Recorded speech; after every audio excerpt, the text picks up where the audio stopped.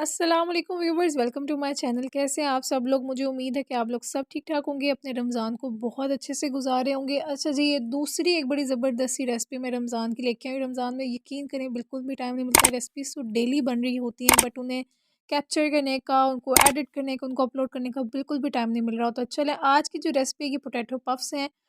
अच्छा जी, इंग्रेडिएंट्स मैंने टेबल पे सजा दिए हैं। और सबसे पहले जी हमने यहाँ पर तकरीबन आधा किलो मैंने बॉइल्ड मैश्ड पोटैटोज़ लिए हैं। मैश बहुत बारीक होने चाहिए, बिल्कुल भी मोटे-मोटे लम्प्स कोई नहीं होने चाहिए। तकरीबन यहाँ पे 1.5 कप मैदा है, छान के रख लिया है। 2 टेबलस्पून सोया सॉस है, 1 टेबलस्पून ज़ीरा पाउडर है, 1 अंडा है मेरे पास। और यहाँ पे मैंने कनौर चिकन की क्यूब्स ली हैं, ये मैंने स्टॉक क्यूब्स ली हैं। और यहाँ पर मैंने 1 टीस्पून काली मिर्च और 1 टेबलस्पून मैंने सॉल्ट ली है। अच्छा जी, सबसे पहले तो हम स्टॉक रेडी करेंगे। यहाँ पर आप पैन ले लें और उसके अंदर 1 टेबलस्पून आप ऑयल या घी का शामिल कर दें। और उसके साथ-साथ यहाँ पे मैं तकरीबन 1 कप पानी का शामिल कर दूँगी। अच्छा, स्टॉक जो है वो हम लोग आर्टिफ़िशियली प्रिपेयर करें। अगर आपके पास घर में चिकन की बनी हुई नेचुरल स्टॉक हो तो आप वो भी 1 कप इसका अल्टरनेटिव में यूज़ कर सकते हैं। यहाँ पर जी इस पानी के अंदर आप चिकन की कनौर क्यूब्स शामिल कर दें, स्टॉक क्यूब्स शामिल कर दें और यहाँ पर तकरीबन सॉल्ट शामिल कर दें, ज़ीरा पाउडर शामिल कर दें और इसके साथ-साथ शामिल देंगे काली मिर्च। और आपने अब इसको पकाना है इतना कि बस आपकी जो है वो क्यूब्स मेल्ट हो जाएँ, बहुत ज़्यादा इसको कुक करने की ज़रूरत नहीं है। अच्छा जी, जैसे मेल्ट हो गई उसके बाद आपने स्टॉक को ठंडा होने के लिए रख देना है। अच्छा, इस रेसिपी में आपने एक चीज़ ज़रूर फ़ॉलो करनी है कि हर चीज़ आपके पास ठंडी होनी चाहिए। यहाँ पे मैंने तकरीबन 1.5 कप छना हुआ मैदा यूज़ किया है और इस मैदे के अंदर मैं शामिल कर दूँगी अब यहाँ पे स्टॉक।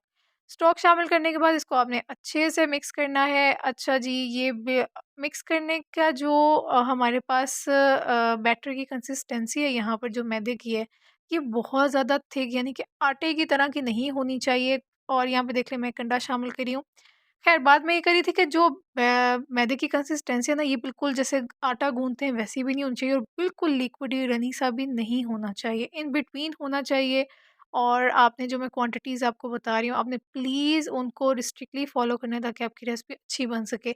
यहाँ पर तकरीबन जो था वो मुझे एक थोड़ा-सा जो था वो कमी लग रही थी क्योंकि मेरा मैदा अच्छे से जो था वो गूँधा नहीं जा रहा था, तो मैंने यहाँ पर तकरीबन 2 टेबलस्पून पानी के शामिल किए हैं। और ज़्यादा पानी आपने नहीं शामिल करना, आपने बिल्कुल थोड़ा-थोड़ा करके पानी को शामिल करना है।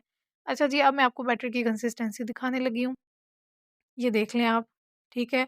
ये बिल्कुल थिक, बहुत ज़्यादा थिक भी नहीं है आटे की तरह का और बहुत ज़्यादा रनी भी नहीं है। अब इसके अंदर आपने मैश्ड अपने आलू शामिल कर देने हैं। आलू शामिल करने के बाद ये अच्छे से मिक्स कर लें। आप चाहें तो जी ये काम अपने हाथों की बजाय आप किसी अच्छे से चमचे से भी कर सकते हैं। और मुझे हाथ से करना बाज़ औक़ात इसलिए अच्छा लगता है क्योंकि मुझे लगता है कि आसानी हो जाती है। और इसके अलावा एक और बड़ा ज़बरदस्त सा रीज़न था कि मैं क्यों हाथों से ये सारा काम कर रही थी, वो मैं आपके साथ वीडियो में ज़रूर शेयर करूँगी। अच्छा जी, सोया सॉस शामिल कर दिया, टोटली ऑप्शनल है। अगर आपके पास है तो शामिल करने, वरना आप स्किप भी कर सकते हैं। अच्छा जी, अब ये बैटर जो है मैंने अच्छे से सेट करके रख दिया है और देख लें जी चम्मच। ये जो स्पैचुला है ना, ये मैंने मार्केट से जब खरीदा तो मुझे तब तो इससे बड़ी अच्छी उम्मीदें थी, बट बाद में मुझे ये रियलाइज़ हुआ कि नहीं, मुझे वुडन हैंडल वाला जो था ना स्पैचुला यूज़ करना चाहिए था। ये वाला जो स्पैचुला है ये आसानी से डिटैच हो जाता है, जिसकी वजह से मैं हाथों से जो मिक्सचर सारा मिक्स करी थी। आप चाहें तो आप जो है वो किसी और स्टील के चम्मच वगैरह से भी यूज़ कर सकते हैं। मीनवाइल हमने जो इसको ठंडा होने के लिए 1 घंटे के लिए फ्रिज में रख दें। और यहाँ पर एक छोटी-सी डिप मैं बना रही हूँ मायोनीज़ के साथ। 2 टेबलस्पून मायोनीज़ शामिल की है, 1 टेबलस्पून मैंने यहाँ पे केचअप की शामिल की है, 1/4 टीस्पून मैं यहाँ पर चिली फ्लेक्स के शामिल करूँगी। और अगर आपके पास केचअप और चिली फ्लेक्स नहीं है तो आप चिली गार्लिक सॉस को डायरेक्टली ऐड कर लें।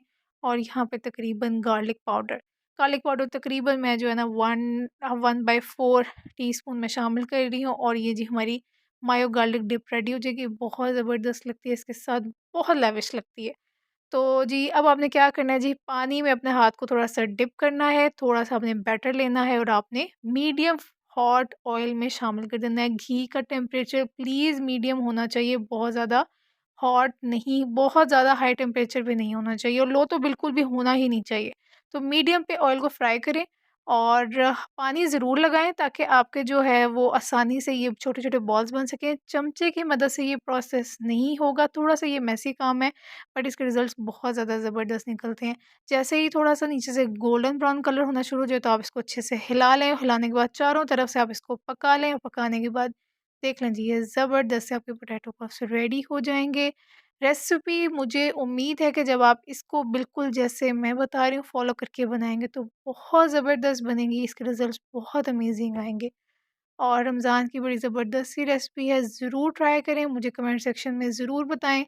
अच्छा, ऑयल आपने अच्छे से अब्ज़ॉर्ब कर लेना है टिश्यू पेपर पे, अदरवाइज़ ये बहुत ज़्यादा सॉगी हो जाएँगे। तो लें जी, ये ज़बरदस्त सी रेसिपी अब मेरी इफ्तार की टेबल पर जा रही है।